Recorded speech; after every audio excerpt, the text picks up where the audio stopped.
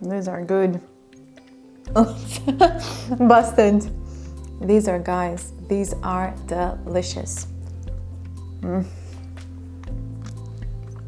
Perfect.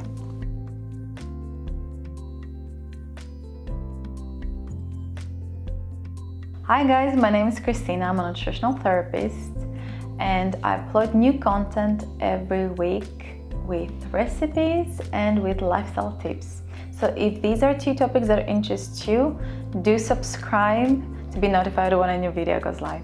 And yes, you guessed it, in this episode I'm going to show you how to make these delicious heart-shaped chocolates that are full of goodness. They're made from tahini, from cocoa butter, cocoa powder, and molasses, and they contain vitamins, minerals, and healthy fats for good function of your brain and your body.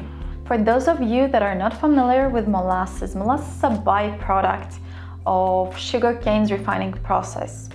Sugarcane is mashed to create a juice, which is then boiled once to create cane syrup, and then when it's boiled the second time it creates molasses. Molasses is full of minerals and vitamins such as iron, magnesium, selenium, B6. If you don't have molasses, that's okay, you can always use agave syrup or maple syrup. You need to be careful if you want to use honey, because honey is quite heavy and it usually tends to go down to the bottom. So you'll have the upper bit, which will be super bitter, and then you have the lower bit, which is super sweet. Trust me, this has happened to me before, so that's why I'm providing this tip to you.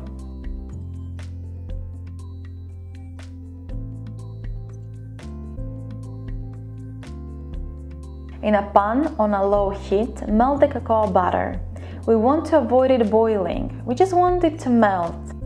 When it is melted, switch off the heat and mix all the ingredients together until well combined.